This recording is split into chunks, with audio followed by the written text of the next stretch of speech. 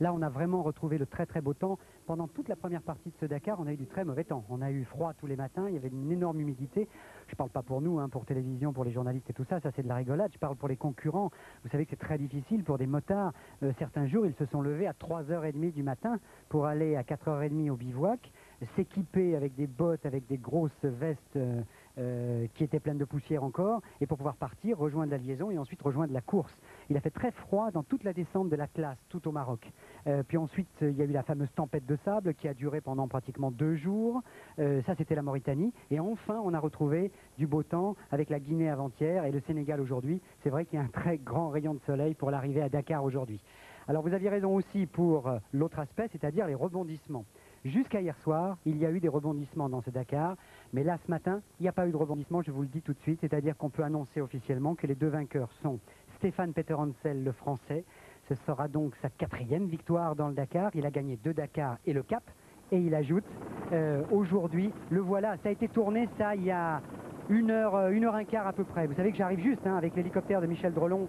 On s'est posé il y a 7 minutes exactement ici sur la plage à Dakar pour là où les concurrents vont arriver dans l'après-midi. Et ça, Stéphane Peterhansel, ça a été tourné donc il y a moins de 2 heures dans la brousse, juste avant l'arrivée qui était jugé donc à 200 km d'ici. Victoire pour les motos de Stéphane Peterhansel, devant l'Espagnol Jordi Arcaron, qui termine donc à quelque chose comme 26 minutes. Et le 3e, c'est Eddy Orioli. Pourquoi ce classement? Eh bien tout simplement parce que hier soir, Thierry Magnaldi, le compagnon de Stéphane Peterhansel chez Yamaha, Magnaldi, pardon, j'ai un peu couru. Magnaldi a cassé son moteur après l'arrivée de la course, mais il y avait encore un parcours de liaison à faire. Il a poussé sa moto, il a passé la ligne d'arrivée en poussant sa moto, et ça, il n'avait pas le droit de le faire. Il a donc été mis hors course. C'est terrible. Ce qui est arrivé à Thierry Magnaldi, il a été mis en course la veille de l'arrivée alors qu'il était sur le podium. Du côté des voitures, on m'a confirmé juste là, en arrivant ici à Dakar, que Pierre Lartigue avait franchi la ligne, et donc c'est officiellement Pierre Lartigue et Michel Perrin avec la ZX Citroën qui gagnent ce Dakar 1995. Ouais. Gérard, en dehors de la course des champions, hein, de la victoire de Lartigue et de Peterhansel, vous avez sûrement de belles histoires à nous raconter sur les autres, sur les poireaux. Très honnêtement, Michel, ça a été l'un des plus beaux Dakar qu'on ait vécu ces dernières années. Hubert Auriol, le patron du Dakar, avec Patrick Zaniroli, l'ont tracé court, 15 jours seulement, alors que les autres années, c'était souvent 3 semaines. Là, il a été court, il a été très vif, il a été plein de rebondissements, à la fois chez les poireaux, chez les amateurs. On a des histoires terribles, on a encore d'ailleurs un accident la nuit dernière, et on vous le montrera tout à l'heure avec les conséquences. Chez les T1, les T2, c'est-à-dire les camionnettes, les petites, les cylindrées, j'allais dire, et chez les gros, chez les camions aussi, chaque jour, il y a eu des histoires, il y a eu des bonheurs, il y a eu des malheurs, il y a eu des cris de joie, il y a eu des larmes. On a traversé des pays splendides, l'Espagne, le Maroc, le Sahara occidental, la Mauritanie, la Guinée et le retour vers le Sénégal. On vient de vivre 15 jours d'un grand événement de sport et d'un grand événement d'aventure. On va tout vous conter tout à l'heure, Michel. Eh bien, merci Gérard. En tout cas, les téléspectateurs ont répondu à votre appel puisqu'il y avait tous les soirs, entre 20h35 et 20h50, plus de 5 millions de téléspectateurs pour suivre ce Grenade-Dakar. Donc, rendez-vous dans une quinzaine de minutes pour l'arrivée de cette dernière étape et les plus belles images de ce Grenade-Dakar. Le tiers héros sont aussi ceux que vous allez découvrir maintenant. Après le générique, on retrouve Gérard Holz, Jean-François Carcaët, Thierry Blanco et Anne Gouraud ainsi que Jean-Marc Lénoret pour la réalisation du direct.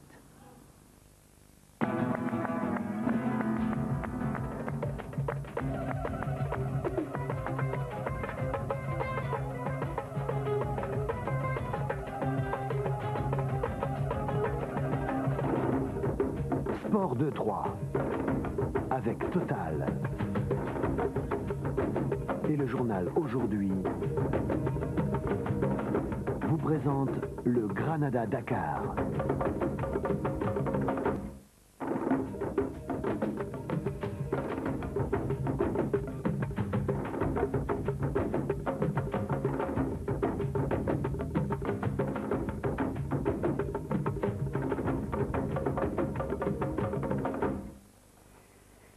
Rebonjour donc en direct depuis Dakar pour l'arrivée de cette course qui a duré donc 15 jours, qui est partie de Grenade et que vous avez pu suivre tous les jours avec Pascal Sanchez, Pêche d'Enfer, 17h40 tous les jours, et avec le journal du Dakar le soir.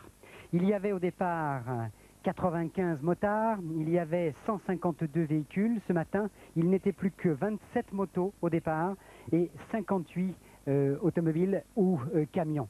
Vous voyez les dégâts qu'a pu faire cette course 95 qui partait donc, c'était une originalité de Grenade pour rejoindre Dakar après pratiquement 10 000 km de course à travers l'Espagne, le Maroc, le Sahara occidental, la Mauritanie, la Guinée, passage en Guinée, et le Sénégal. Les vainqueurs du jour, Michel Drey vous en a parlé tout à l'heure, c'est maintenant officiel, bien que, je dis officiel, il y a un parcours de liaison. Vous savez, dans les rallye raids, il y a ce qu'on appelle les spéciales, c'est-à-dire qu'il y a une portion qui est vraiment la course. Et puis à l'arrivée de la spéciale, on prend le temps. C'est ce temps-là qui compte pour la compétition. Ensuite, après, il y a un parcours de liaison.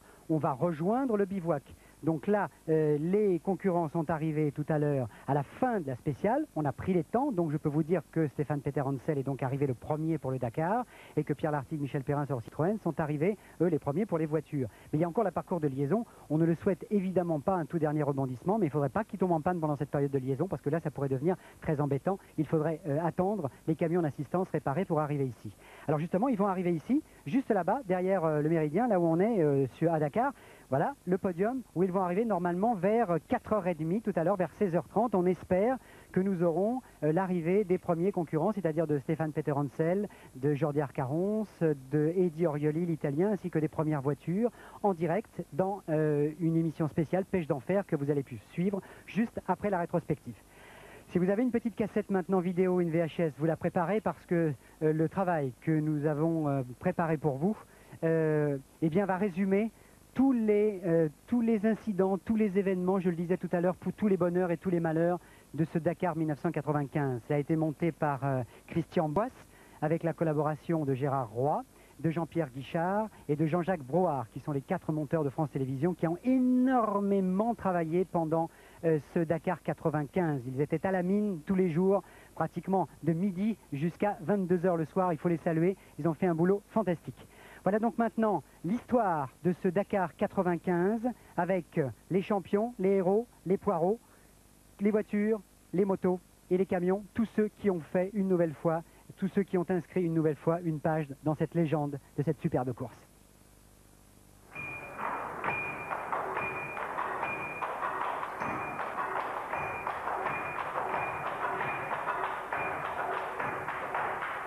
Grande fiesta à Grenade pour saluer l'année 95. Les Espagnols ont une réelle affection pour le Dakar. Ils sont des milliers en ville pour voir les concurrents.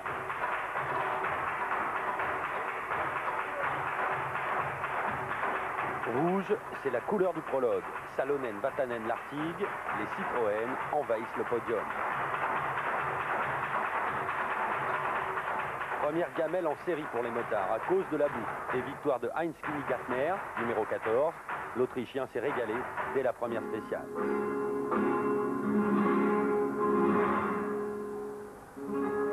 Les camions, eux, se sont englués dans la glaise de la Sierra Nevada. Piste ravinée par le passage des autos. Les monstres finissent au tapis. Course neutralisée pour les bahuts.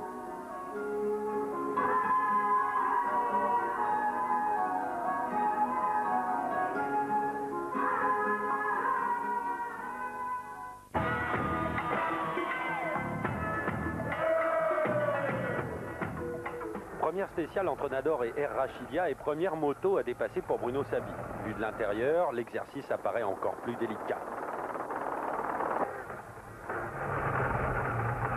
Malgré une crevaison, le Grenoblois gagne la spéciale, mais Timo Salonen conserve sa première place au général.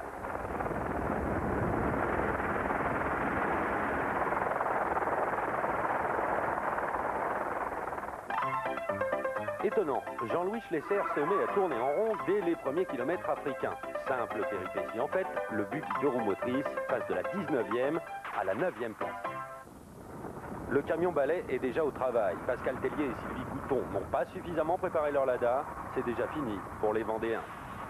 Si tu veux monter dans le camion balai, voilà, on t'emmène.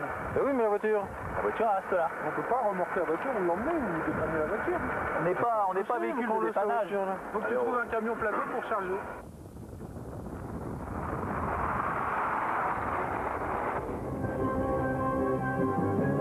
journée commence bizarre pour les motards dans ce Dakar. Brouillard. 93 pilotes frigorifiés se dirigent en convoi vers le village d'Alatof, où sera donné le vrai départ de la deuxième étape. Heinz Kinigatner, le premier du classement général, est le premier en action. Il est suivi par Arcarons. La piste est très roulante.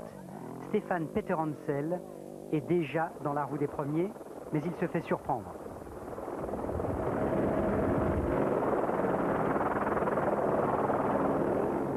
En fait, au bout de 50 km, je me suis fait surprendre par une grosse crevasse qui était marquée sur le roadbook. Malgré tout, je me suis fait surprendre, donc je suis tombé une première fois assez violemment. Ensuite, je suis reparti donc, avec un rythme un petit peu moins soutenu et quelques kilomètres avant l'arrivée, un peu déconcentré, je suis encore retombé. Deuxième étape et grande première à la télé, on a placé une caméra sur la moto de Dany Laporte qui va gagner l'étape. Un hélico vient au-dessus de lui, il enregistre les images en direct. Première d'une très belle série.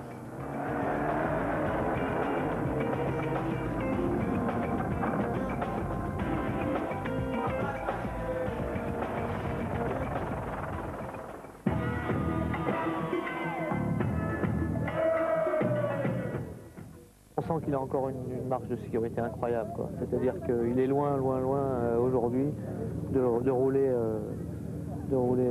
à fond. Et en gardant cette marge, Harry Vatanen boucle les 405 km de spécial en 4h17, malgré le sable et les pierres.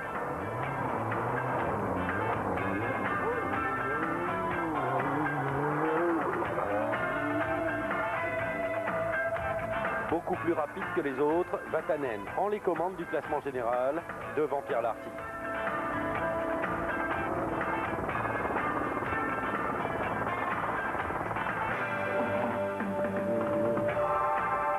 Avec Bruno Sabi, vous êtes encore à l'intérieur de sa voiture. Sabi est deuxième de l'étape à Ouarzazate, mais il perd 8 minutes sur Vatanen.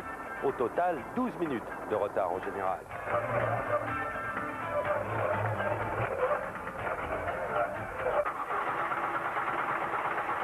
Première Citroën au tapis, celle de Salvador Servia. Les assistances ne trouvent pas la panne. Il s'agissait en fait d'un capteur d'injection. Servia se résout à rentrer tracté par son camion. C'est terminé pour la gagne. Première dune dans cette troisième étape. Pour les moins doués, cet apéritif de sable s'est avéré copieux.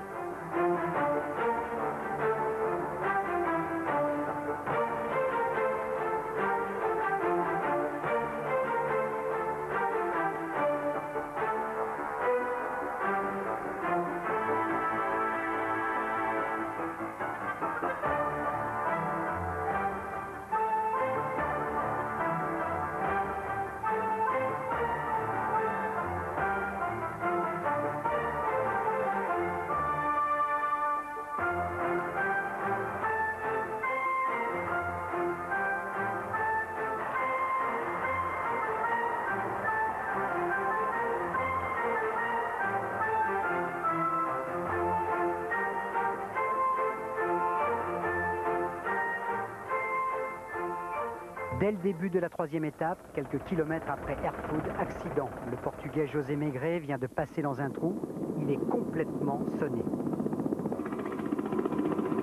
Ok, on va appeler le médecin. Hein? On appelle le médecin. Le docteur, hein? Ça va? Hein? La tête.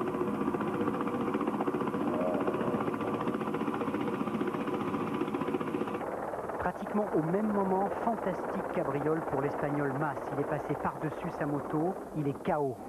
Une vingtaine de minutes dans le commun, il repartira, finira la spéciale avec un doigt et une clavicule de cassé, et puis l'abandonnera.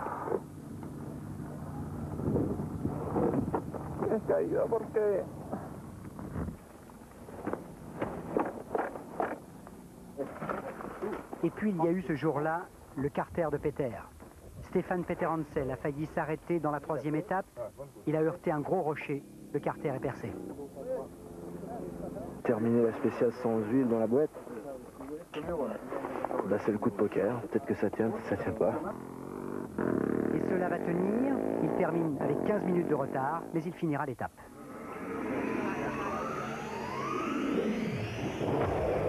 Et le vainqueur du jour, on commence à connaître son nom, c'est Kinigatner, prénom Heinz, spécialité motocross, et il peut le prouver.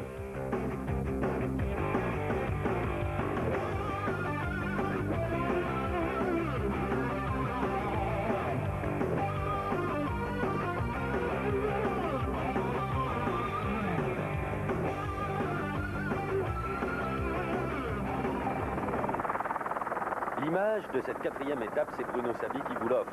Triangle de suspension arrière droit brisé. Sabi et Series bouclent les 20 derniers kilomètres au ralenti. La Mitsu est en triste état, mais elle tiendra. Pour arriver au bivouac, Sabi et Mousmara fabriquent une sorte d'attelle avec une sangle. Et la réparation de fortune suffit. Series lève le pouce, ça va. Pierre Lartigue termine la spéciale sur des œufs. Il a utilisé ses 2 roues de secours et perd 7 minutes sur Sabi. Ce jour-là, Fontenay se paye le scratch et Vatanen conforte son avance au général. 18 minutes sur Lartigue et 20 minutes sur Sabi. Thierry Delavergne n'en finit pas de surprendre. 9e au général avec un T1 marathon, pratiquement la voiture de Monsieur Tout-le-Monde. Igor Amromin, lui, est un peu moins bien. C'est ce que l'on appelle une voiture chiffonnée. Les T4, ou les camions si vous préférez, nous proposent un joli suspense. Moskovski le russe mène, mais Loprice, le tchèque, et Marchenkov, l'autre russe, sont à moins de 2 heures.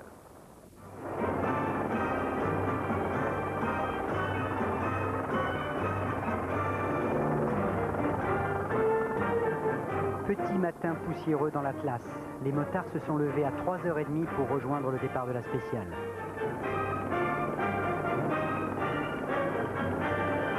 « 200 km de course jusqu'à Boulimine. De la poussière, du sable. Et au bout de la piste, de l'eau. Il fait chaud. Ce n'est pas toujours gai pour les moteurs. Un petit coup de fraîcheur. Et cela repart.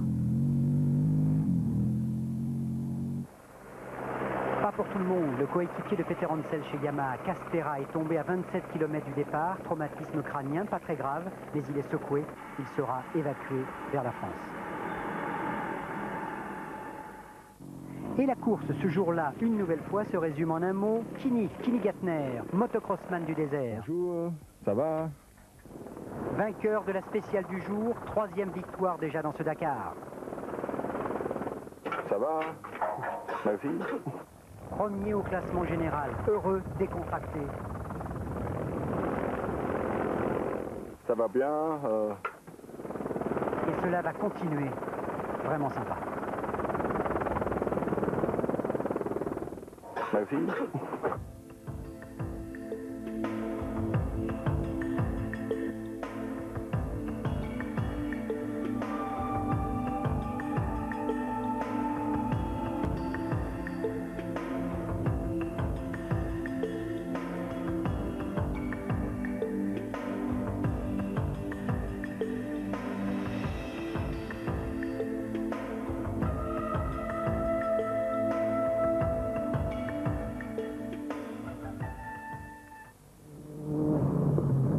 De Goulimine à Esmara, les pistes marocaines alternent portions caillouteuses et parties hyper roulantes. Un terrain que Bruno Sabi adore. Ce jour-là, il ne crève qu'une fois et passe à fond à côté de Salonen, qui vient de donner une roue à Vatanen. Le 5 janvier, Bruno Sabi prend la 2e place au général à Timo Salonen et se retrouve à moins de 10 minutes du leader. À cause de ces 3 crevaisons, Vatanen concède 8 minutes à Sabi. Pourtant, Harry avait fourni de gros efforts en début d'étape. Jugez vous-même.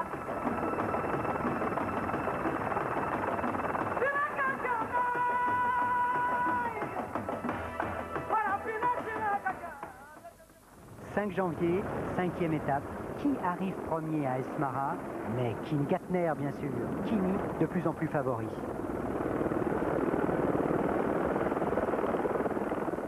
Je crois que c'est un bon candidat à la victoire. Je pense que ça sera très difficile à rattraper Kini cette année. Aujourd'hui, il a l'expérience, il a la rapidité et il a tout pour réussir, je crois. Non seulement il gagne cette 5e étape, mais en plus, le vainqueur des derniers pharaons continue de faire le spectacle. Un véritable grand prix pour rattraper Arcaron, qui est juste devant lui.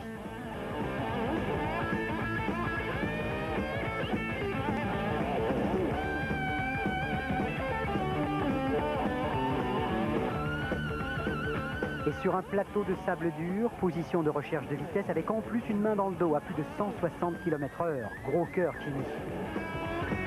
Et pour l'instant, pas de camion balai pour lui.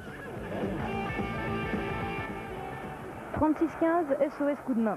Histoire de se dérouiller, l'équipage du camion balai remet dans le droit chemin un avion planté près de la piste. Premier dépannage improvisé d'une longue série. 262, 236. Derrière chaque numéro, la déception et la fatigue d'un pilote contraint à l'abandon. Les noms rayés ne seront plus évoqués dans les étapes à venir. Pour le 262, le 236 et 12 autres ce matin-là, le Dakar s'est achevé trop tôt.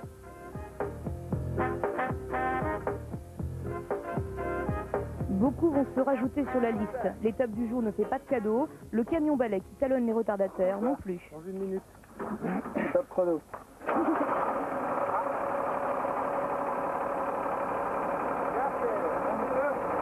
On vous fait signer un papier, comme quoi vous êtes derrière. Mettez votre nom.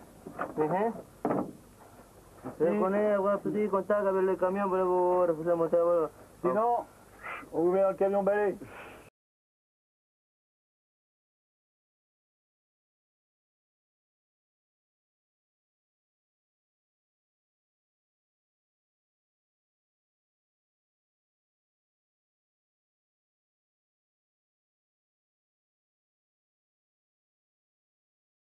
Les motos déposent leur véhicule et n'ont absolument pas le droit d'y toucher. Aucune intervention mécanique n'est autorisée. Et demain matin, au moment de repartir, on leur donnera le départ dans l'état où ils se trouvent mécaniquement et c'est sur leur temps de course qu'éventuellement ils pourront faire une intervention mécanique. Dans une étape marathon, il s'agit donc de ménager les mécaniques à tout prix. Salonen l'a oublié en jouant au chat et à la souris avec Vatanen en début d'étape. Bilan, pont à vent cassé pour Timo, évidemment handicapé pour l'étape du lendemain. Après Servia, Salonen est éliminé de la course au titre. Vatanen n'a pas baissé le pied. Amateur de ce genre de spécial façon Baja, il prend 9 minutes à sa bille et accentue encore son avance, malgré une roue crevée qui ne lui coûtera que 3 petites minutes le lendemain. Pierre Lartigue, lui, n'a rien cassé, il attend. Une dune, un ensablement, c'est de suite un quart d'heure, 20 minutes. Donc il faut avoir une voiture toute fraîche. Moskowski, pour l'instant, écrase la course des camions. Son Kamaz est le plus rapide et le plus efficace de tous. Les autres ne voient que sa fumée.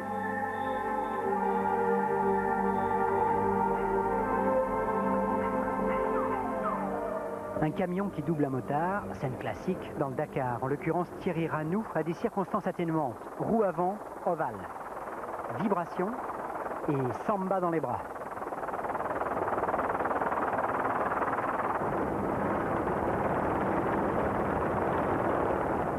La chanson de Jordi tourne beaucoup plus rond. Marc Arons gagne la 6e étape et se rapproche de Kim Gatner au classement général.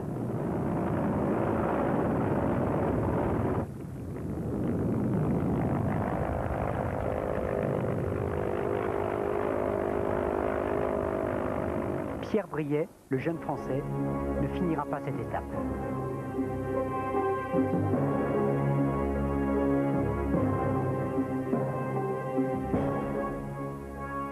J'ai à peine sauté que c'est pas d'appel, hein, et l'arrière, tu vois, l'arrière, c'est venu taper là-dedans. J'ai pratiquement pas sauté, quoi, hein, et l'arrière s'est soulevé comme ça, et j'ai mis 400 mètres pour m'arrêter. Une histoire de copains avec Saron et Alliot. Chaque jour passé est un jour de gagner pour nous. Et puis voilà, je commence à prendre plaisir, Christian Saron aussi. Je crois qu'on va avoir des paysages exceptionnels dans les jours qui viennent. Donc je dirais Inch'Allah, chaque jour est une nouvelle découverte.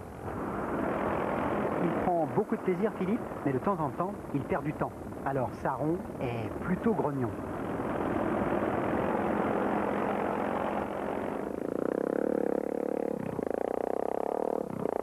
C'est une tête de mule. Pourquoi? Parce que on dit on se suit, il était derrière moi, à côté de moi. Moi je suis mon roadbook. À un moment donné, le roadbook dit quitter la piste principale, obliquer au cap, je me souviens plus. Et bon, je l'ai fait. Et lui, il n'a pas voulu me suivre. Il est parti sur la piste principale. Bon, il va faire peut-être un peu plus de kilomètres. Nous, le classement, ça nous est égal. Je vais essayer de l'attendre ici un petit peu. Alliot a retrouvé de Montrémy. L'équipe bleue se reforme. C'est jamais.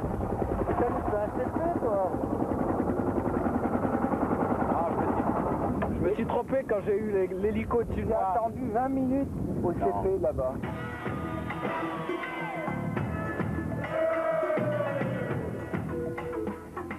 Début Début d'étape pénible pour Bruno Sabi. Il vient de casser une transmission, mais heureusement, Fontenay et Musmara ne sont pas loin derrière. La réparation à 4 est plus rapide, mais elle coûte tout de même 50 minutes aux Grenoblois.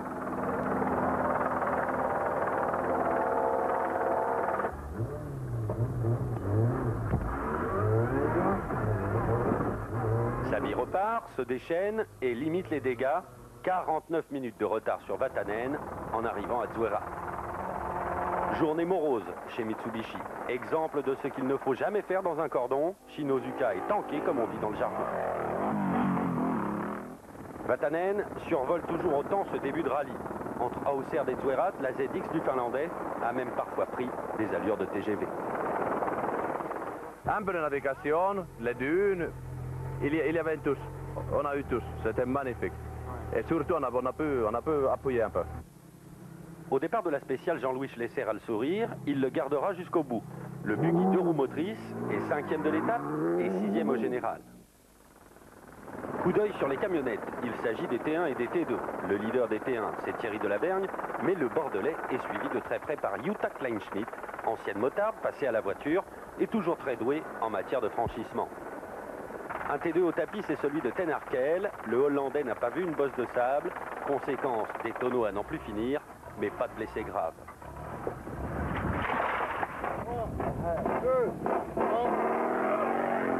« 7 janvier au matin, on quitte le Sahara occidental en direction de la Mauritanie. Mais pas tout de suite pour Kini. La veille, il avait abîmé la jambe de sa roue avant. Étape marathon, parc fermé, impossible de réparer. Donc dès le départ, retour au bivouac. 36-15, copain assistance. On s'y met à 2 et en quelques minutes, c'est réparé. C'est beau plan, hein. Ça, c'est pas mal, hein. Spectaculaire, là. J'ai besoin d'un marteau. Donnez-moi une pierre, dit Laporte, qui emploie carrément les grands moyens.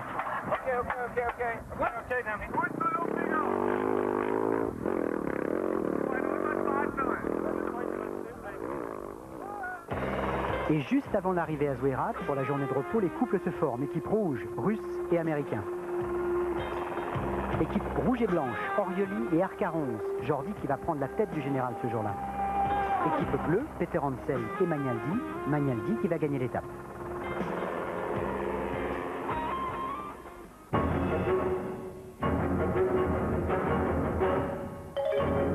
Il y a 628 km à parcourir ce samedi-là, avec beaucoup de sable et pas mal de galères.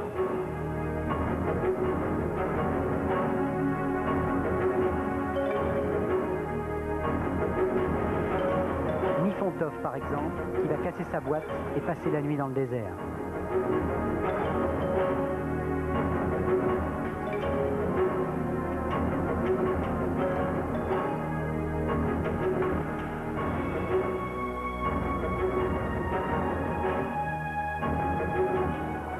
Vue aérienne du bivouac pour quelques chiffres concernant le Dakar. 1200 personnes, 32 véhicules d'organisation, 10 hélicoptères, 22 avions. En marge de ce gigantisme, un geste simple, un geste du cœur, celui d'Étienne Smoulevici et Charles Kuipers, qui en plus d'enchaîner les spéciales, ont distribué des stylos et des cahiers dans les écoles quand ils arrivaient à temps.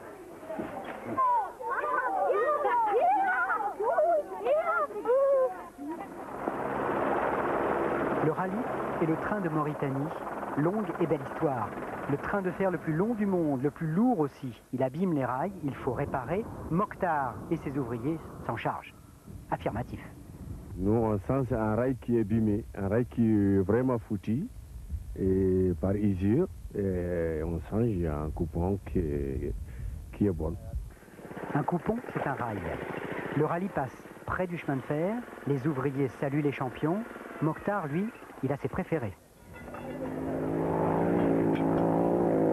Affirmatif.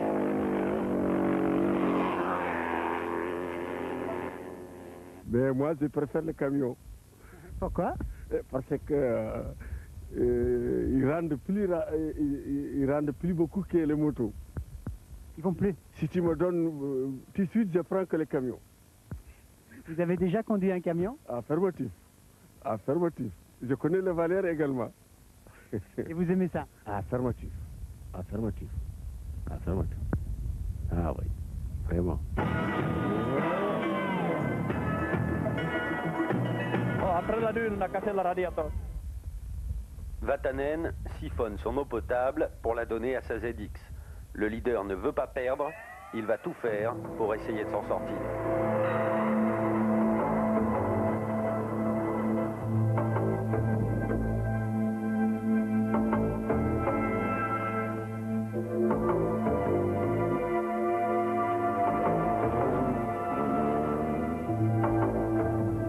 Il se croit tout d'abord sauvé en trouvant de l'eau chez des nomades.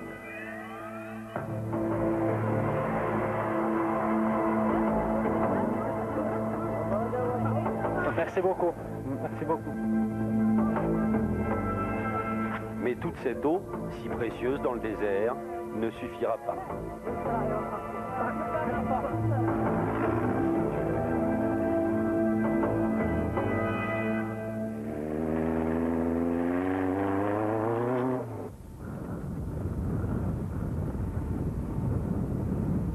On a perdu, on l'a perdu.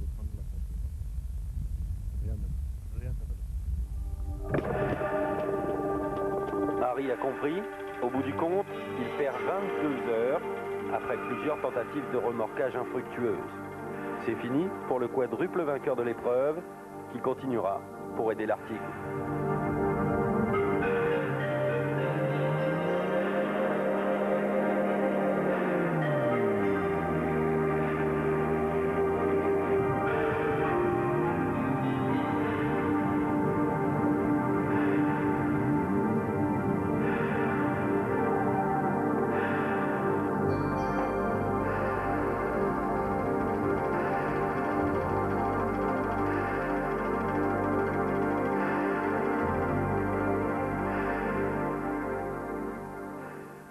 Le grand bénéficiaire de cette étape, c'est justement Pierre Lartigue. Pas de problème dans la spéciale, 570 km en 6h48, Lartigue prend la tête à Chinguetti.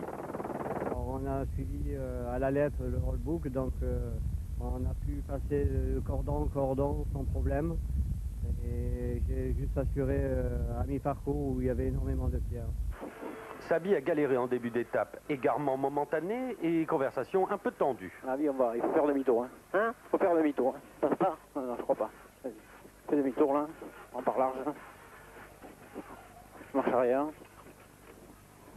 Tu vois, il fallait pas venir là. Eh ouais, mais écoute, j'étais bien, on s'est décalé de... On est à 800 mètres du CP. Eh oui, mais... Là, comme ça, cap 250. Eh ouais, mais... Il semblait qu'on partait trop à gauche, il fallait rester sur l'ergue. Ajoutez à cela un ensablement fort vexant dans une dune qui ne méritait même pas qu'on s'y arrête. Sabi et Series arrivent 16 minutes après l'Artigue.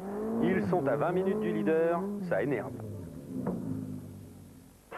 Cela dit, 20 minutes de retard si loin de Dakar, c'est vraiment très peu et cela nous permet de vous offrir des images de Sabi à l'attaque. Sympa, non ?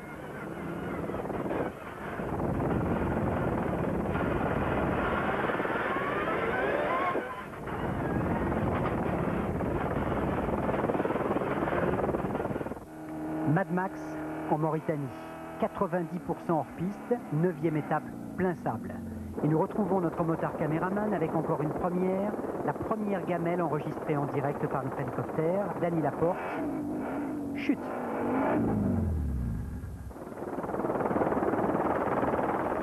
Vue d'en haut. Et il repart, et c'est beau. Vue d'en bas. Vue d'en haut. 100 km plus loin, Dany rechute. Et c'est beaucoup plus grave pour la moto. Axe du guidon cassé. Hubert Auriol joue les Saint-Bernard. Mais Dany Laporte sera obligé d'abandonner. Devant, chacun sa méthode pour franchir les dunes. Orioli, Arcarons et Gallardo.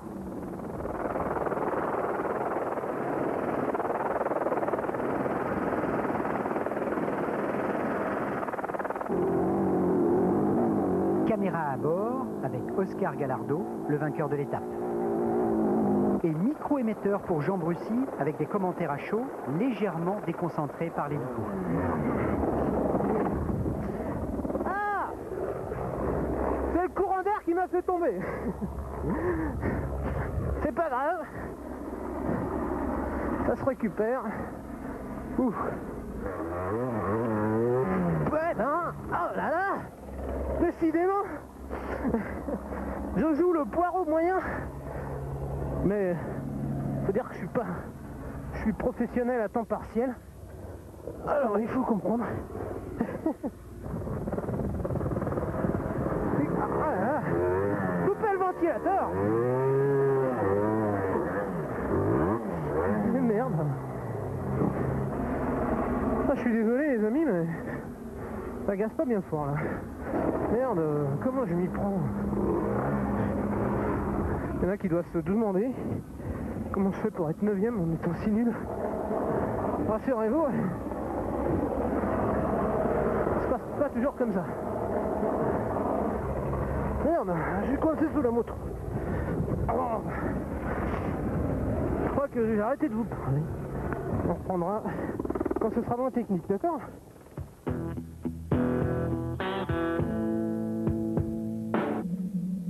Vision d'apocalypse d'un bivouac désorienté, le vent, le sable se sont alliés contre les hommes et les avions qui tentaient de les braver. C'est vraiment trop limite, quoi. C'est pour ça d'ailleurs que les autres avions sont partis se dérouter un boxeur. Le vent a débuté depuis avant-hier. Et d'habitude, comme ça vient ainsi dans tout le territoire, ça peut durer une semaine.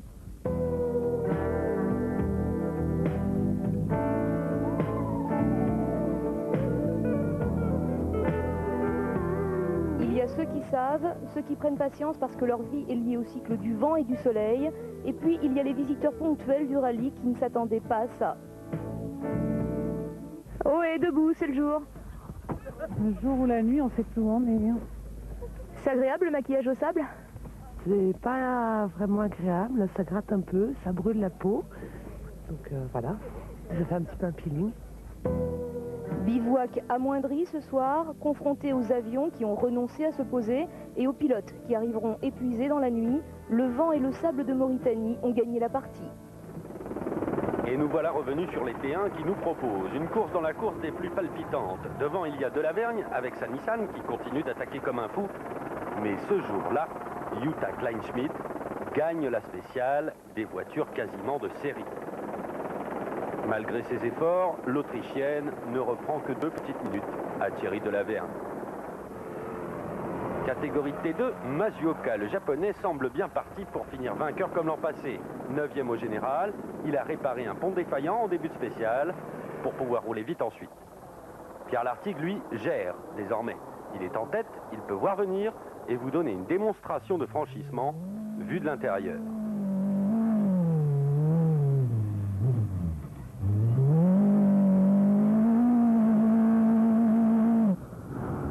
C'est Jean-Pierre Fontenay qui gagne la spéciale. Quant à Harry Vatanen, il a remonté des dizaines de voitures pour venir mourir à 3 minutes de Fontenay pour le scratch du jour. Vent de sable sur Chinguetti, sortant de la brume comme un bateau du port d'Amsterdam, le Hollandais Gérard Gimink. Première grande victoire. Derrière lui, on s'épie, on se suit, on se surveille. Explication tactique par un champion en course, Magnaldi.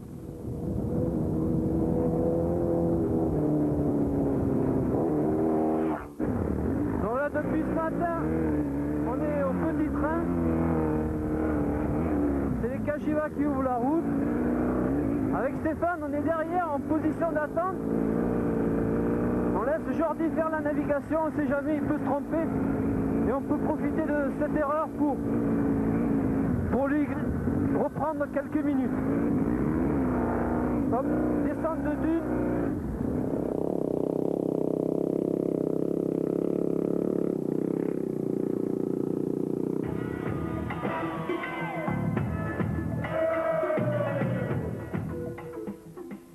Dominique Serriès, la tête sous le pare-brise.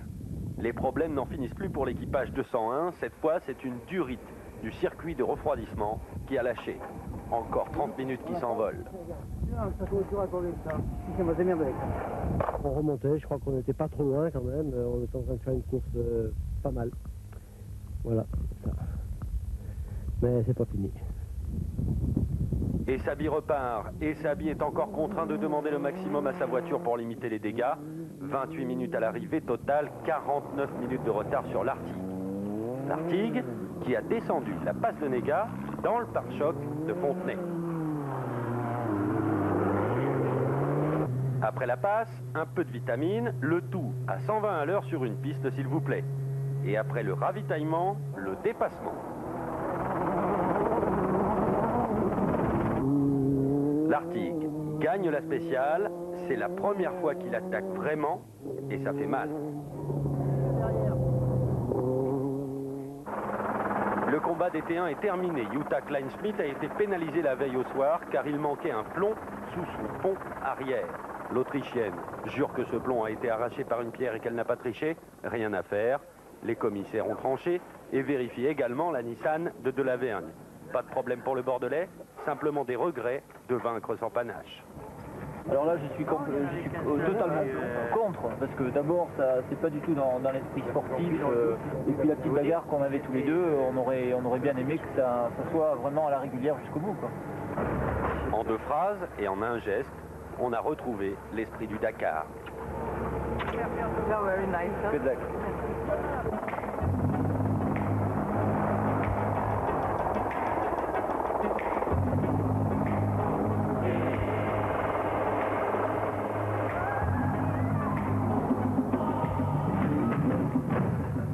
Toujours plus vers le sud.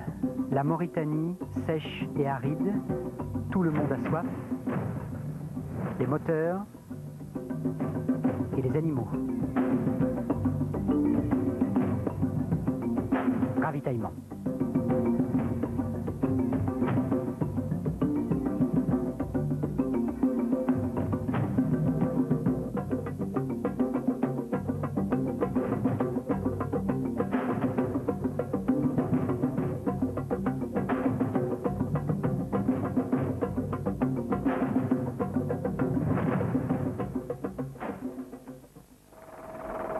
Pour cette 10e étape, les concurrents doivent franchir la très fameuse passe de Néga. Paysage splendide, mais c'est une véritable souricière. Les meilleurs s'en sortent bien. Arcarons, toujours en tête au général, suivi par Kingatner, qui est à plus d'1 heure, mais qui continue d'attaquer, même dans le sable.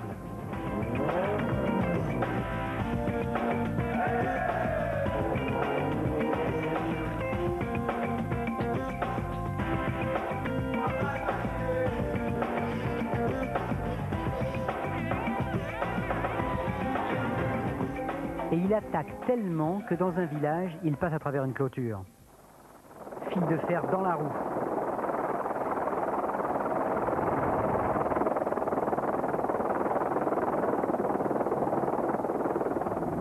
Pour Peter Hansel, c'est un peu plus inquiétant. Il arrive en vrac au ravitaillement d'essence.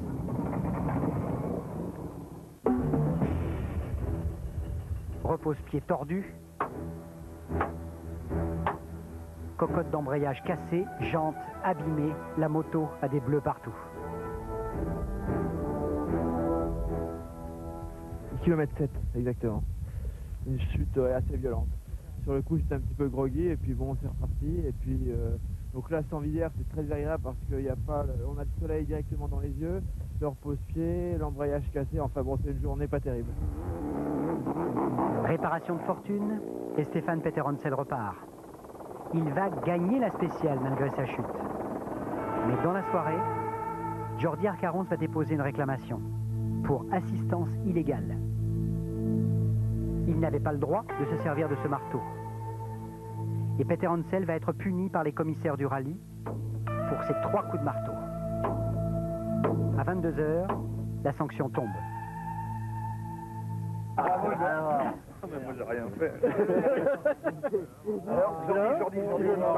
Le jury international décide à l'unanimité d'infliger au concurrent moto numéro 4 une pénalité de 10 minutes pour infraction à la réglementation sur l'assistance. Décision communiquée au plaignant et à l'intéressé à Yonne-la-Trousse le 11 janvier à 22h. Peter Hansel n'avait pas triché, il s'est simplement trompé.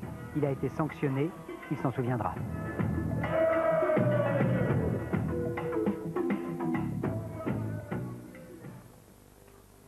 À chaque jour sa peine, à chaque jour sa panne. Cette fois, Sabi rend les armes sur la piste qui mène le rallye de la Mauritanie au Sénégal.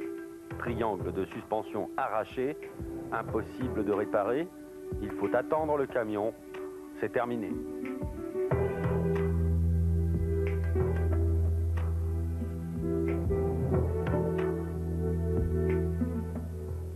La course est finie, donc le classement est fait, donc il n'y aura plus de suspense. C'est dommage pour l'intérêt du rallye, mais enfin bon, à 3-4 jours de la fin, c'est déjà pas mal. Pierre Lartigue a donc pratiquement course gagnée à 3 étapes de la fin. Fontenay est à 3h25, Sabi à 3h40.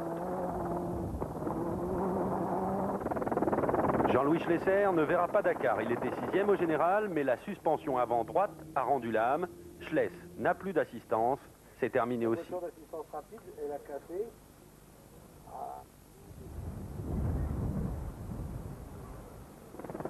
Salvador Servia arrive le premier au Sénégal. L'Espagnol avait accumulé les petits pépins depuis le début. Première journée sans souci, victoire d'étape.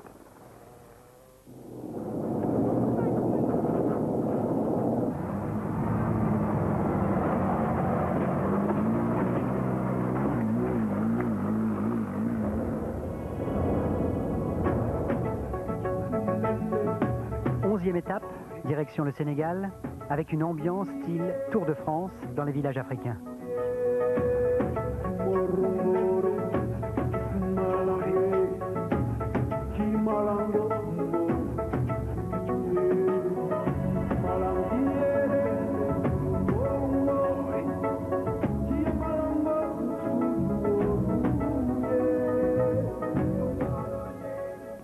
D'ailleurs, comme dans une course de vélo, les favoris restent roue dans roue pour se neutraliser.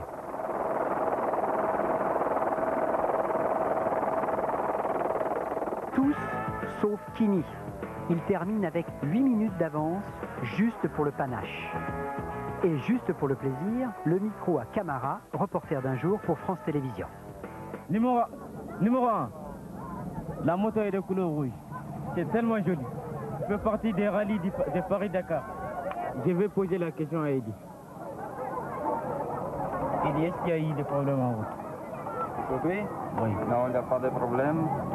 On a la piste, on a fait une piste très longue, très glissante et sablonneuse. Et sablonneuse. Tu viens avec moi, derrière, sur la moto? Ah, je vais, mais j'apprends. Ah, tu peux venir. Je viens. Tu viens? Oui.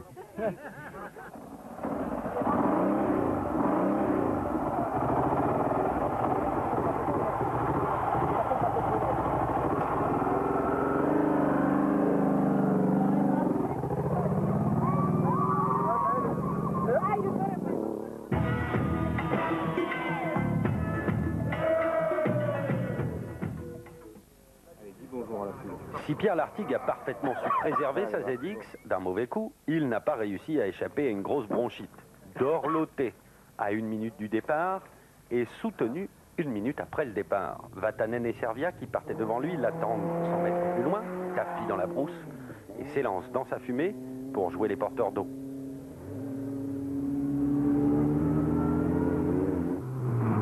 Jean-Pierre Fontenay, principal adversaire de l'Arctique si l'on peut dire, ne remontera jamais ses 3h20 de retard.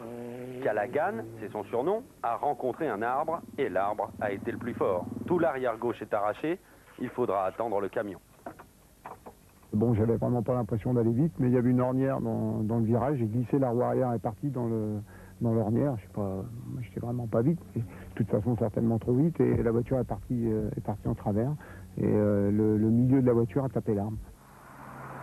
Même genre de souci, mais à l'avant pour Servia. Les pistes guinéennes font mal et offrent vraiment peu d'occasions de dépasser. Écoutez Sabi, parti en 35e position, pesté dans sa Mitsu.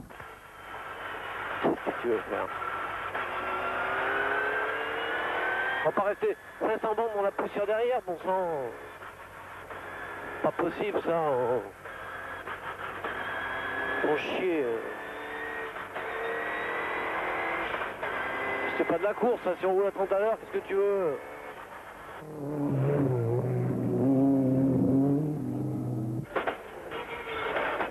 Attention, je sais pas où on va. À gauche pour moi. Non, tout droit, tout droit. Ça c'est pas tout. Et il m'a pas vu ce con, c'est pas vrai, hein. J'ai entendu klaxonner quand même. Et pendant ce temps-là, le vieux renard du Dakar continue son bonhomme de chemin. Il ouvre la piste, roule le plus doucement du monde dans les cailloux et ralentit dans les villages, ce qui ne l'empêche pas de gagner la spéciale à la baie. Changement de leader chez les T2, Masuoka a eu des problèmes et le japonais doit céder sa place à un coréen. Pornsawan et Toul sur Mitsubishi prennent les commandes des T2 et la 10e place au général. Mais De Lavergne et Arguel sur T1 sont mieux classés que le meilleur T2, 8e au général. Vendredi 13, le jour où Peter a pris sa chance, salué par tous les animaux de la brousse.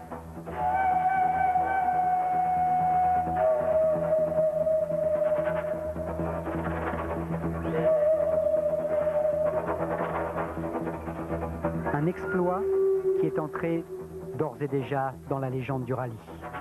Tactique en 2 temps. J'assure pendant 200 km, j'attaque à la fin de l'étape. Et le meilleur pilote d'enduro du monde s'est mis en action. Une démonstration. À l'arrivée, Stefan Peter Hansel non seulement gagne l'étape, mais il prend la tête du classement général.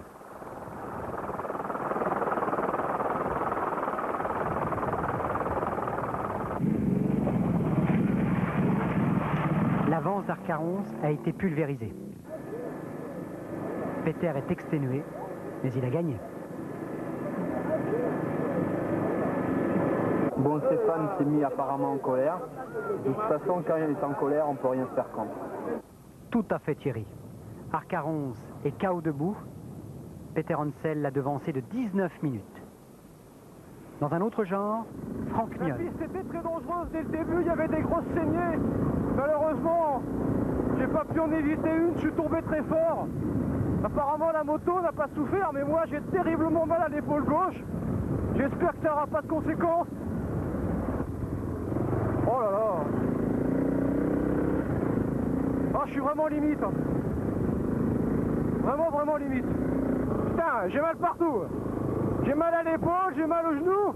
J'irais plus vite de dire où j'ai plus mal parce que là, j'ai une douleur humaine. Commentaire en course et diagnostic à l'arrivée. Clavicule cassée pour Franck Mion qui a fait 180 km comme ça. Fracture du pied pour Benerot. Sa Kawasaki s'est carrément enroulée autour d'un arbre. Et puis les malheurs de Kimi, panne de moteur à 13 km de l'arrivée.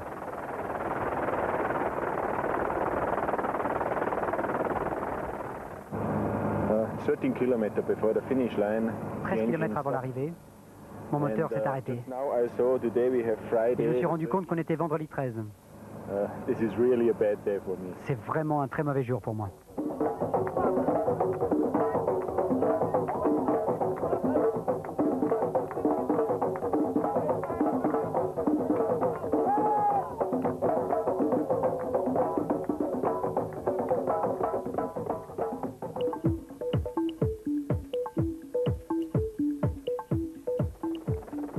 Peut-être les plus beaux décors de ce Dakar 95. La brousse, la forêt, des cascades, des rivières. Un décor fantastique pour passer de la Guinée au Sénégal.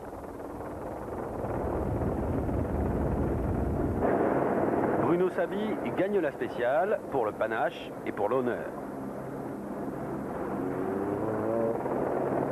Dans le même gué, constatez la prudence de Timo Salonen. Le porteur d'eau ne veut pas se mouiller. Quant à la deuxième voiture d'assistance rapide, elle termine en bouillie. Vatanen et Picard ont fait des tonneaux, mais ils s'en sortent indemnes. C'est l'essentiel.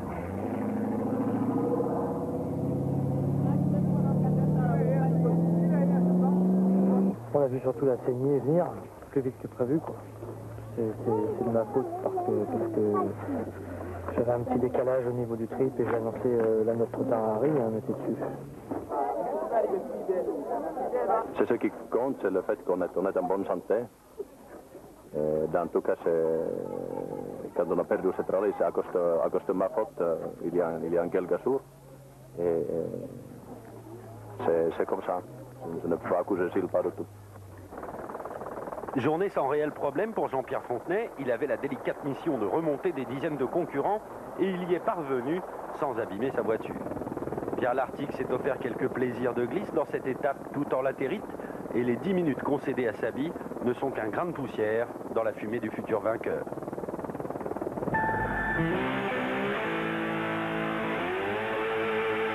La 13e étape, l'avant-dernière. Arcarons au départ.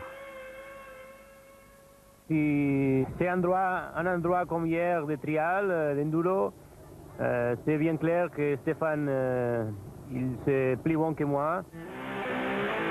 La course-poursuite s'est inversée, c'est Arcarons maintenant qui doit rejoindre Peter Hansel.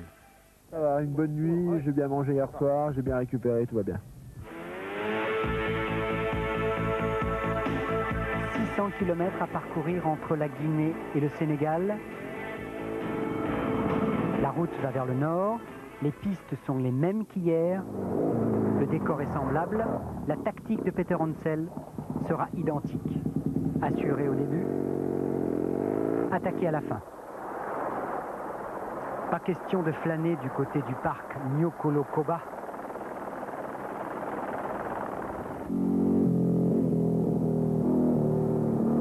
Pas question non plus pour Jordi Arcarons d'appuyer sur le frein. Il faut absolument rejoindre le Français. Mais aujourd'hui, rien ne sera possible pour l'Espagnol. Dans une ambiance de fête, tous les villages sont sur le bord de la route. Peter Hansel sera encore le plus fort. Il va gagner la spéciale avec plus de 6 minutes d'avance et il va conforter sa place de premier au classement général.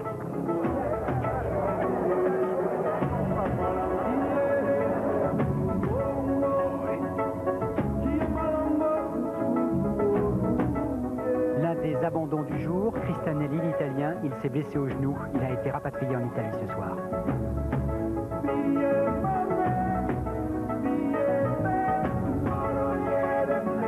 La dernière étape de ce Dakar entre Tambacounda et Dakar, et nous allons voir les images dans quelques instants. Vous les verrez dans Pêche d'Enfer avec Pascal Sanchez. Je peux maintenant donc vous donner les résultats de cette dernière étape, la 14e de ce Dakar 95. Stéphane Peter Hansel a gagné ce matin avec 10 minutes d'avance sur l'Espagnol Jordi Arcarons. Le match Yamaha-Cagiva, le match des deux motos, a tourné au bénéfice des Yamaha. Arcarons évidemment est sur Cagiva. 10 minutes d'avance donc. Eddie Orioli sur la Cagiva a terminé à 16 minutes. Gilles, un autre Espagnol qui lui est sur une moto KTM, a terminé à 16 minutes également. Mayer, un Danois, a terminé à la 5e place à 20 minutes. Et puis le premier Français, eh c'est Pilet sur une Kawasaki. C'est Marcel Pilet, on l'appelle l'Africain parce qu'il a participé depuis au cours de ces dernières années à pratiquement tous les rallyes africains. Au classement général, premier Peter Hansel, deuxième Arcarons, troisième Orioli, quatrième Meoni. C'est le premier pilote privé. Il est aidé par personne pendant le rallye. Il a fait sa mécanique. Il est tombé un jour et il a fait toute sa mécanique. Il a réparé sa moto tout seul. C'est un énorme exploit qu'a réalisé l'Italien Fabrizio Meoni, d'autant plus qu'il est parti avec des coliques néphrétiques. Il était encore à l'hôpital le 26 décembre dernier. Le lendemain, il était sur sa moto et il termine donc 4e de ce Dakar devant Jean Brussy avec la Honda expérimentale. C'est une très grande performance aussi, car la moto venait juste de sortir de l'usine. Il ne compte pas dans le classement. C'était d'accord dès le début avec les organisateurs, mais Jean Brussy réalise donc une très belle performance en terminant 5e. Le premier Français privé, ce sera Siréjol, Patrick. Il termine 6e avec sa KTM. Il termine à 11h15 du premier. Du côté des voitures maintenant, victoire aujourd'hui de Bruno Saby devant Shinozuka, c'est-à-dire doublé Mitsubishi. Shinozuka a terminé à 2 minutes.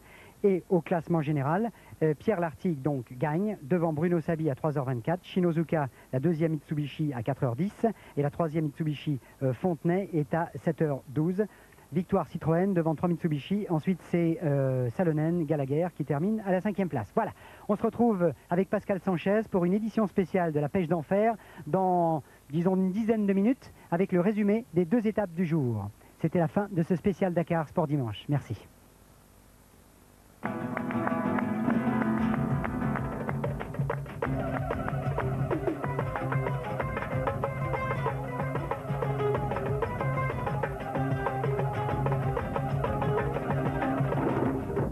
Sport 2-3 avec Total et le journal Aujourd'hui vous a présenté le Granada Dakar.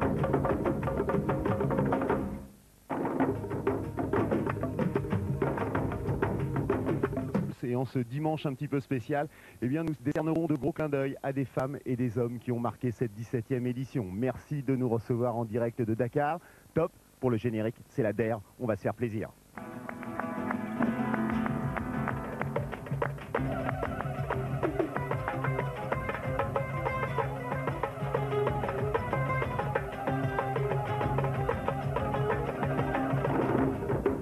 France 3 avec Total et le journal Aujourd'hui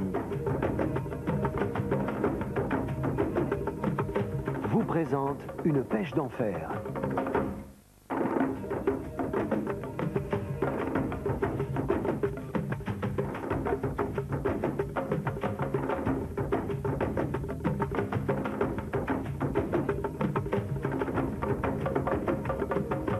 Bonsoir, ravi de vous retrouver effectivement comme chaque soir. Eh bien, nous sommes en direct intégral. On est ensemble pour un petit peu plus de 30 minutes jusqu'aux alentours de 17h02. Nous sommes évidemment à Dakar. Demain, eh bien, on reprendra notre tournée française. On sera à Béziers. J'aurai l'occasion de vous en reparler un petit peu plus tard dans l'émission. Oui, ça fait drôle d'imaginer que demain, on soit en direct de Béziers. Le tracé quand même de l'étape, de cette dernière étape. Une étape qui emmenait les concurrents de Tambacounda à Dakar, direction la mer, direction Dakar, dans le Ferlo et dans la Savane. 42, 78, 89, 28. Je répète, 42, 78, 89, 28 avec le 16 et le 1 devant.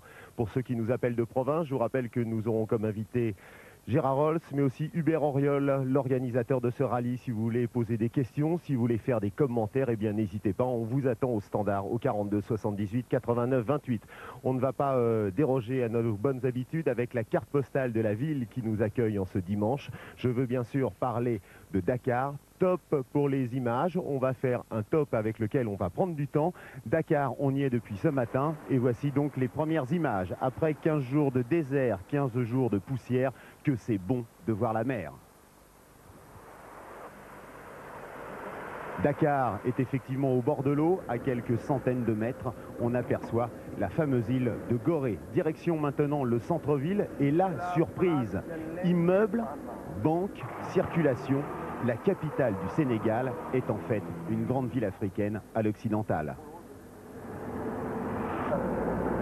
Le lion, c'est le symbole du Sénégal.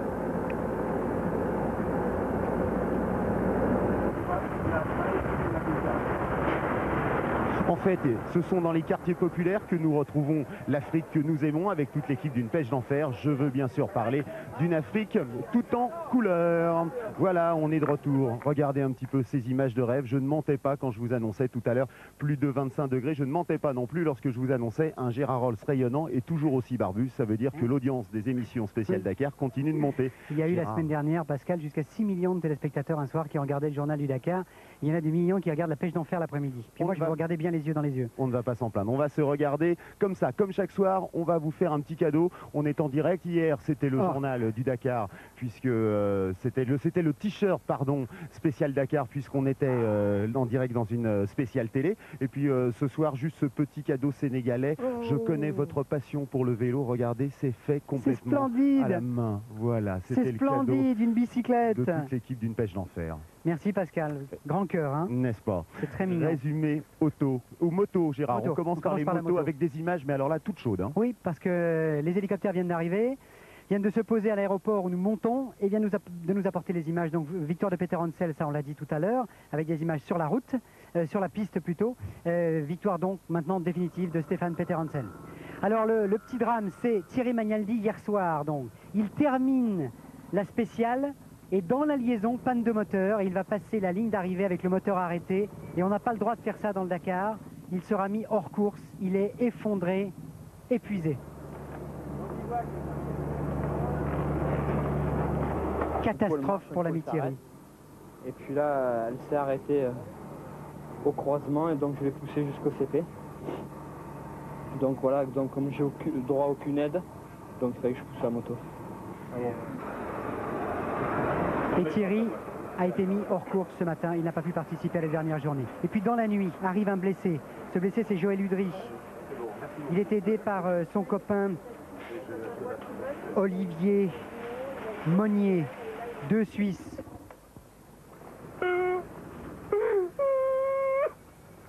Jambe fracturée pour Joël Udry. Et son copain est effondré. Un accident qui est arrivé dans la nuit, c'est un autre motard. Apparemment, ce serait Patrice Richard. C'était 2h30 ce matin. Et puis,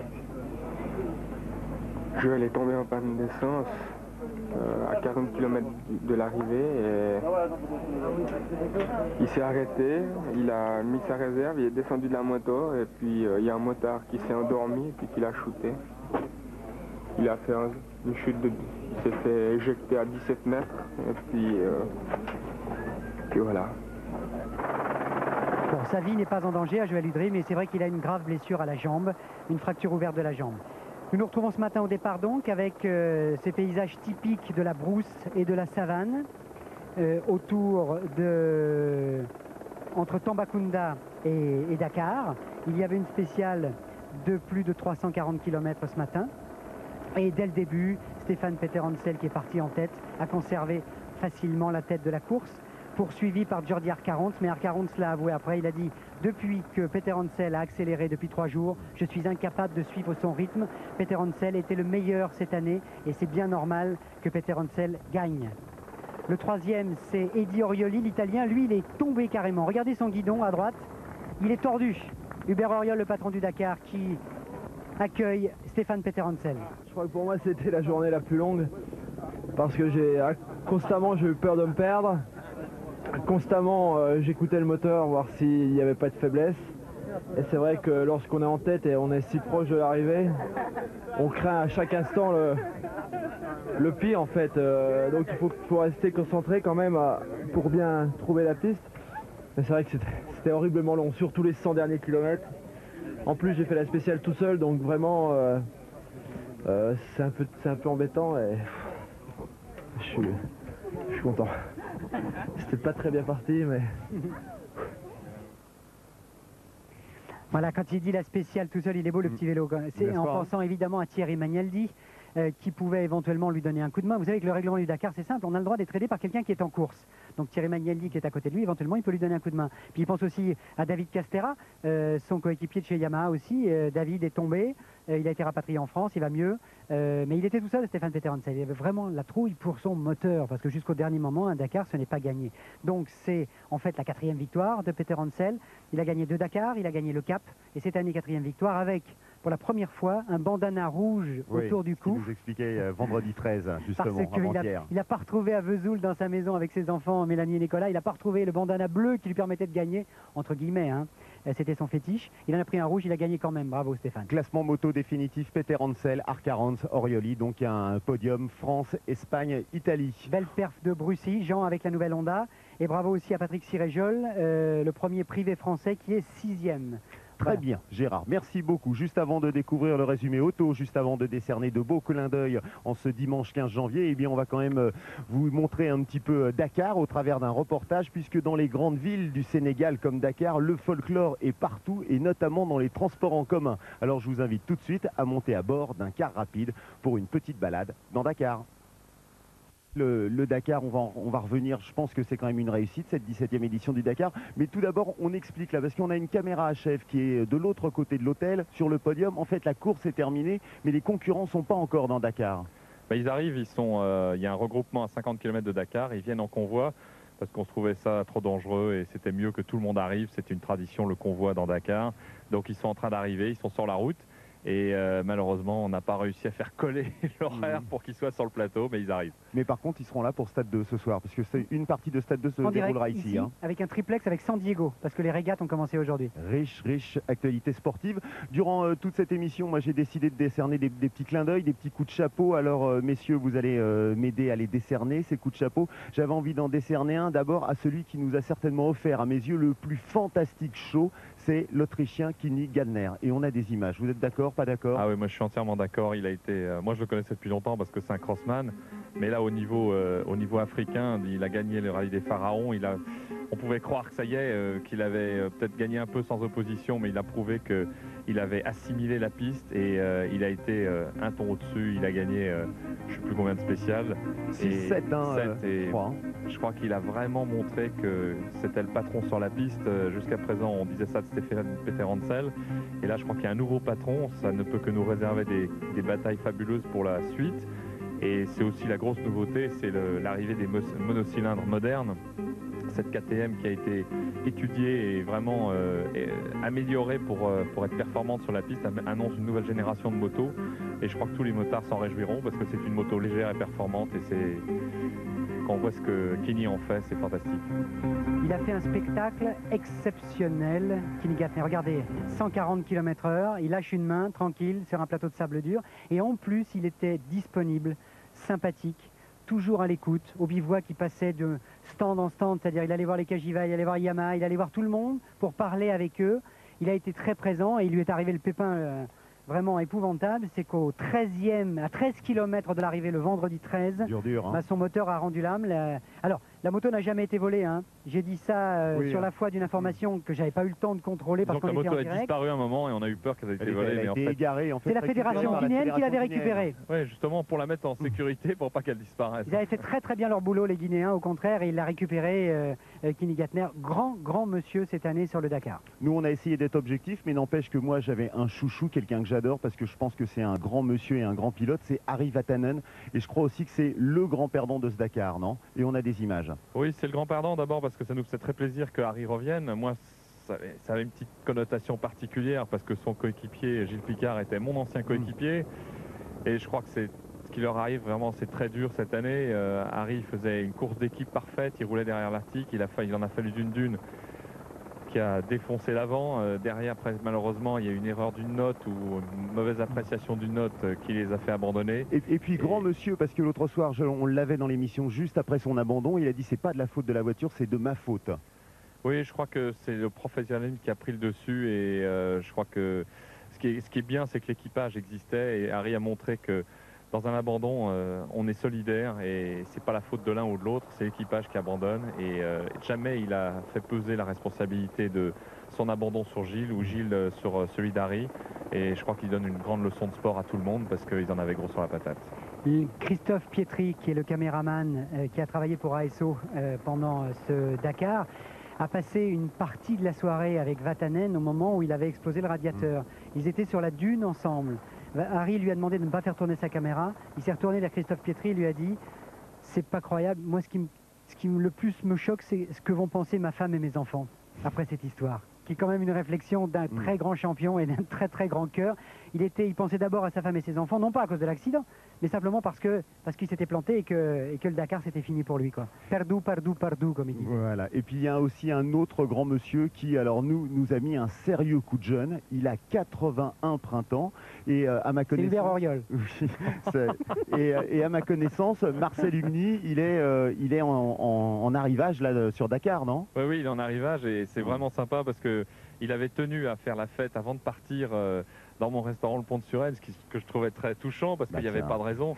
Et ils avaient fait une fête d'enfer avec Marcel, toujours plus jeune. Et il a souffert, je crois, un peu au début parce qu'on l'a un petit peu trimballé, un peu secoué, c'est le cas de le dire, sur ces pistes qui étaient quand même très belles et très cassantes cette année, très variées. Et il est là à l'arrivée et je crois que c'est une leçon pour tout le monde parce que je vous garantis que si à 81 ans j'ai le tonus qu'il a, ça me fera vraiment plaisir. Et puis une sacrée personnalité, hein, ce Marcel Gérard. Hein. Nous on l'a reçu dans l'émission, génial. Là encore, confidence de Marcel Hugny, donc Papidol, puisqu'on l'appelle comme ça. Il m'a dit, moi mon sponsor m'a fait un terrible cadeau, il m'a offert un lit de camp.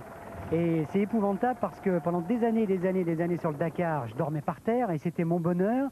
Et là, on me l'a offert, donc j'étais obligé de l'utiliser. J'étais malheureux sur ce lit de camp. Moi, je voulais dormir par terre à 81 ans. Génial. Marcel Hugueny, il sera peut-être au départ de la 18e édition. Un départ, on sait déjà à peu près à quoi va ressembler le prochain Dakar, Hubert? Top secret. Top secret. Bon, d'accord, merci. Non, mais il y en aura un, je crois que ce qui est très important, c'est qu'il y en a un. Pour moi, c'est un énorme challenge de réussir celui-là, de l'amener au bout. Je suis pas encore très tranquille parce que tout le monde n'est pas encore sorti de la spéciale. Ce soir, quand ils seront tous autour de la piscine pour la remise des prix, je crois que ce sera vraiment un moment formidable. Et vous savez, on le sent pas parce quand on a couru, on a une pression d'enfer parce qu'on est dans la course, mais quand on est organisateur, c'est peut-être plus diffus, on le voit moins. Mais je me rends compte maintenant qu'on est presque arrivé, qu'il y avait une espèce de poids en permanence.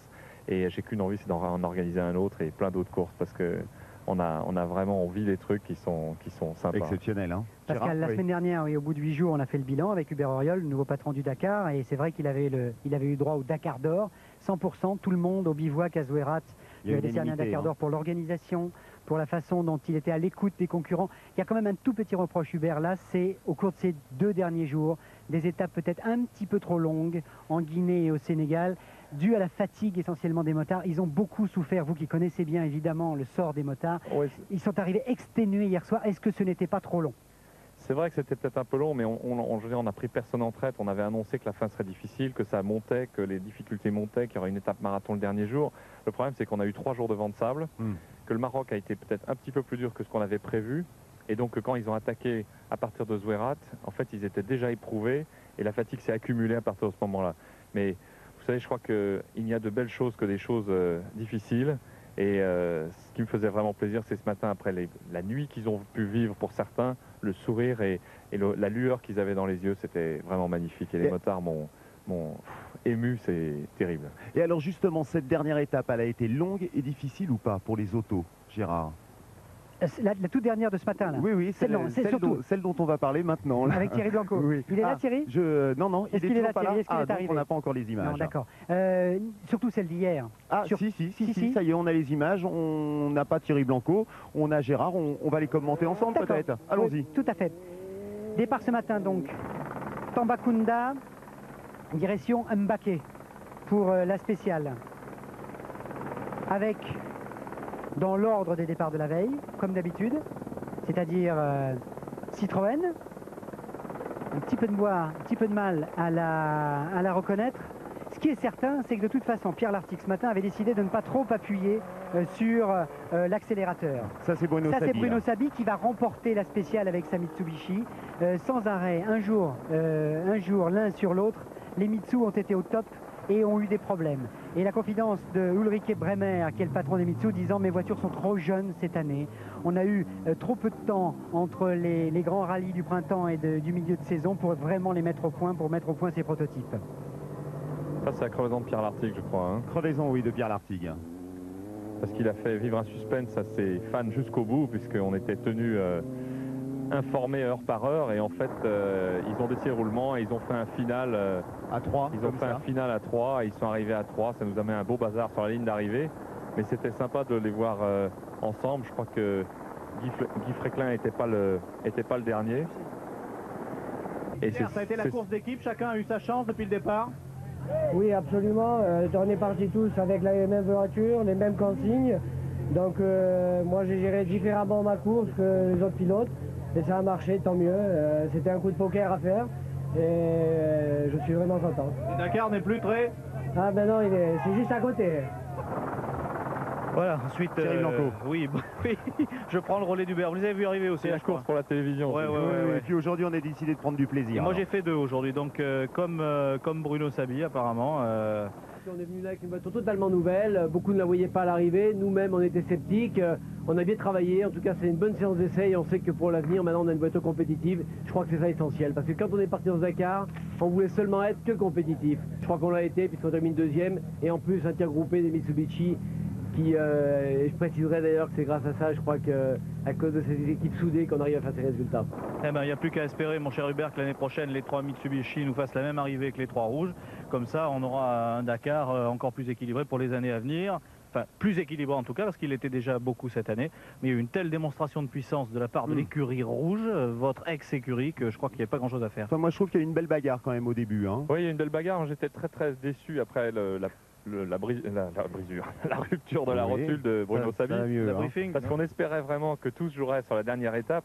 Je crois qu'aujourd'hui, la dernière étape, les 350 km qu'ils ont fait, ils n'ont pas été déçus. On leur avait dit que le rallye se finirait vraiment à Mbacké après la dernière étape.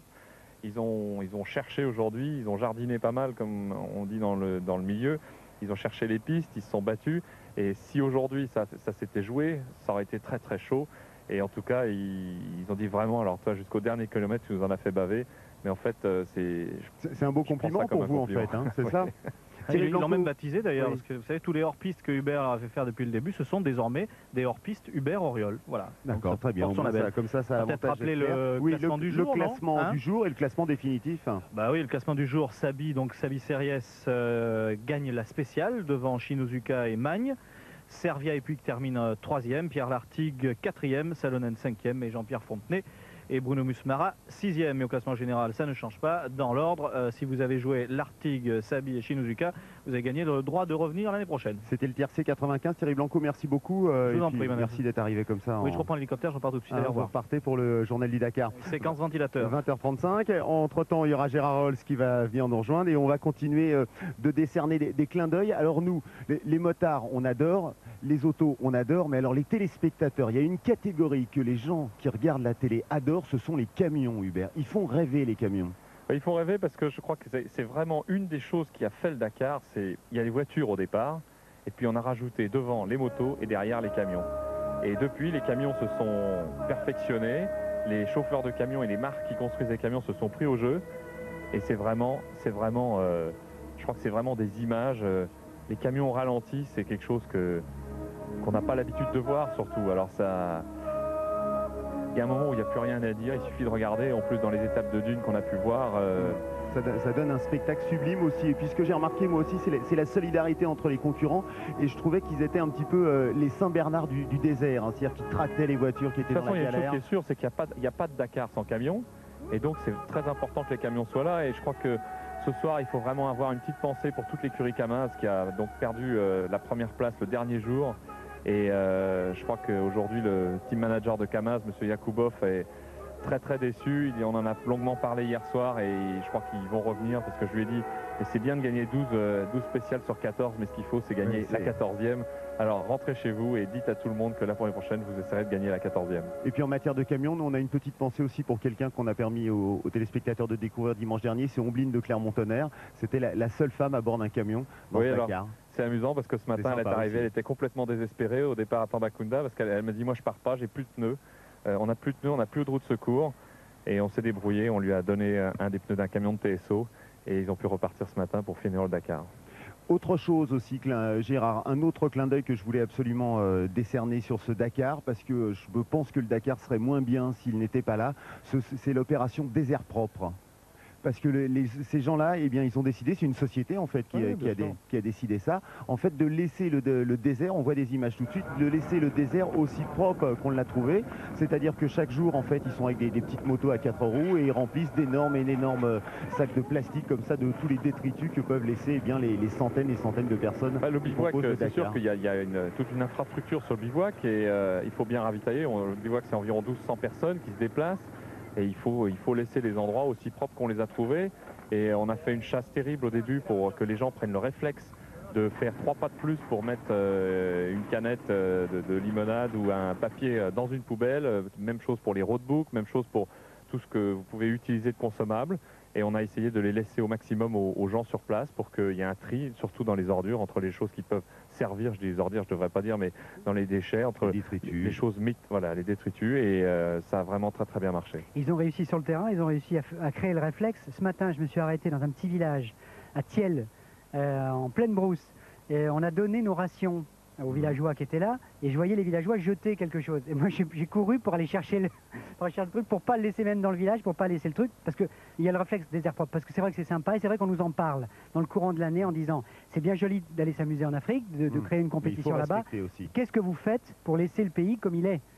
il y a une opération qui est très très sympa et qui apparemment est efficace avec des airs propres. Une opération des airs propres, et je sais déjà qu'elle sera reprise l'année prochaine avec encore plus de moyens, j'espère, etc., etc. Moi, il y a eu aussi quelque chose qui m'a énormément marqué sur ce Dakar, c'est le vent. C'est les 3 jours que l'on a passé en Mauritanie. On va avoir des images. D'ailleurs, d'un autre côté, pour nous, la poussière et le sable, ça donne de sublimes images, mais ça a donné aussi une note de gravité un peu à ce Dakar. Oui, ça a donné une note de gravité, et on a vécu, enfin nous en tout cas, au niveau de la logistique, au niveau de l'organisation, au niveau des 2 personnes qui sont plus particulièrement responsables, Jean-Paul Pirat et Étienne Lavigne, ils ont été très tendus pendant 2 jours, parce que tout ce qui est mouvement d'avion, transport de personnes, recherche sur le terrain des concurrents qui n'arrivaient pas, je vous garantis que quand les éléments commencent à se déchaîner, évidemment c'est dans ces cas-là que comme par hasard les télécommunications ne marchent plus, qu'on n'arrive plus à se parler par radio, qu'on n'arrive plus à localiser quelqu'un.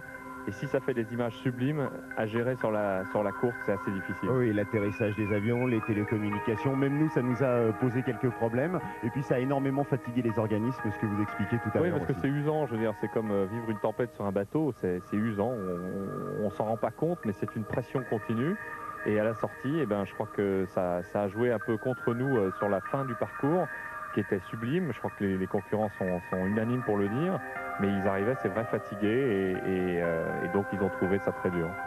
Très bien, Gérard, je vous voyais plonger, la pensif en regardant des images. On s'en lasse pas de ces images. Non, et puis moi je passais aux concurrents parce que c'est vrai que ça posait des problèmes dans la tête, ce vent de sable. C'est vrai qu'on a du mal à se concentrer dans ces cas-là, mais ça c'est notre boulot à la fois de journaliste pour faire vivre l'événement, mais pour les concurrents, j'imagine Hubert Auriol, ça va être l'enfer absolu, les motards, poussière dans poussière, vent dans vent. Qui portent des lentilles par exemple. Et il y a des problèmes pratiques. Bon, c'est vrai que pour la moto, on ne peut pas rouler sans avoir des lunettes. Il est interdit de les enlever parce que quand vous avez les lentilles, c'est impossible. La poussière rentre partout, tout est toujours sale, vous avez toujours quelque chose sur les mains, sur les vitres, sur les pare-brises, et puis vous voyez plus rien, il n'y a plus de localisation. Dans l'étape qui partait de Zouérat avant le CP2, à 500 mètres du CP, on ne voyait pas la montagne. Il y avait une montagne, on ne la voyait pas. C'était fantastique. Moi, je l'ai vu en hélico, c'était extraordinaire. Strictement rien. Il est pratiquement 17 h. On va tout de suite prendre une petite question au téléphone, très rapide, parce qu'il nous reste 2 minutes 30 d'antenne. Allô, bonsoir. Allô, bonsoir. Dernière question en direct du Dakar. Allô, bonsoir. Oui? Mettez un jeton dans le... Oui, bonsoir. Bonsoir Pascal, bonsoir Gérard et bonsoir Hubert. Je voudrais tout d'abord vous remercier rapidement tous pour cette super organisation, des belles images à tout le monde. Et je voudrais poser ma question donc à Hubert. Quels sont donc les petits trucs qu'il a trouvés qui a permis que ce Dakar cette année soit mieux que les autres? Je sais pas s'il est mieux que les autres, mais en tout cas, moi ce qui m'a... Moi, vous savez, j'ai toujours dit, j'ai une passion pour cette course. Je ne me suis jamais forcé pour en faire aucun des 16 que j'ai fait. Et j'avais envie de faire partager justement cette passion que j'ai pour la course et pour l'Afrique en particulier, parce que je crois que cette année, on leur a fait vraiment découvrir des pays assez fantastiques. Et je me suis surtout servi de mon expérience, de choses que j'ai pu vivre au travers du Dakar. Et j'ai essayé d'améliorer un certain nombre de choses, un certain nombre de rapports avec les gens, entre les concurrents. Je crois qu'il y a des fois, il faut dire les choses, et ça ne m'amusait pas de temps en temps faire des briefings un peu sévères. Mais à la sortie, écoutez, je crois que ça s'est bien passé. Et puis tant mieux, quoi. Moi j'ai un complément de réponse, c'est que Hubert Auriol a été partout, tout le temps, à longueur de journée. Il a été avec les camions, il était avec les voitures, il était avec les autos, avec les motos. Il donnait un petit coup de main quand il le fallait sur la piste, il était là avec les contrôleurs, il s'arrêtait pour voir si tout allait bien, il était en communication en permanence avec tout le monde. Et ça c'est essentiel dans une épreuve comme celle-ci. C'est un peu le cas de Jean-Marie Leblanc sur le Tour de France, Hubert Auriol c'est un peu la même chose ici. Être partout tout le temps à l'écoute, essayer de comprendre, et comme il le sait avec ses tripes et avec son intelligence évidemment, alors là on lui fait un panégyrique extraordinaire, Hubert. C'est vrai que là on a vécu 15 jours avec un patron qui était sur le terrain. Un vrai patron d'épreuve. Un vrai patron. Voilà monsieur, merci beaucoup pour votre question. Bonsoir. On est en direct de Dakar. On va presque dire qu'on était en direct de Dakar. Je voulais faire un petit clin d'œil, Hubert. Je voulais vous les présenter. Ils s'appellent Jean-Michel Pébroc et Didier Barrault. Eux, ils ont fait leur Dakar, mais ils l'ont fait en mob, juste à côté des concurrents. Comme ça, on les avait rencontrés à Chinguetti en Mauritanie. Vous vous rappelez, Gérard? Ah oui, je vois les deux mobs, je comprenais pas très bien comment elles étaient là. Vas-y, ils sont C'est venus. fort, ça, c'est très fort. C'est comme ça que naissent des vocations et que commence l'aventure. Oui, et puis c'est bien aussi qu'une épreuve comme le Dakar génère de belles histoires à côté. On a rencontré avant-hier en Guinée quelqu'un qui faisait le même parcours mais en vélo. Ah lui, oui, celui-là, en VTT. il était aussi, c'était sidérant. Il était bien. Gérard Rolls, Hubert Auriol, merci beaucoup. Un mot sur ce Dakar 95, un seul. Juste un mot, Gérard. En un mot? Oui, un. Émouvant. Émouvant pour toutes ces histoires. Hubert. Je dirais merci à toute l'équipe. Voilà, et ben moi je vais reprendre la même chose. Merci à l'équipe technique, merci à l'équipe de production qui nous a permis de vous retrouver tous les soirs en direct comme ça quelque part en Afrique. Nous on se retrouve demain à 17h40, on sera en direct de Béziers et ce pour toute la semaine. J'aurai juste le temps de prendre un petit avion cette nuit. Les prochains rendez-vous de la soirée en ce qui concerne le Dakar. Stade 2, 18h40, Stade 2 avec un multiplex avec San Diego et puis le journal du Dakar après. Présence dans le 19-20 et dans le soir 3. Beau programme, des bilans. Belle fin de soirée et belle fin d'après-midi justement sur France 3. Merci à tous, on se retrouve demain, on sera en direct de Béziers à partir de 17h40. Merci encore à tout le monde. À demain.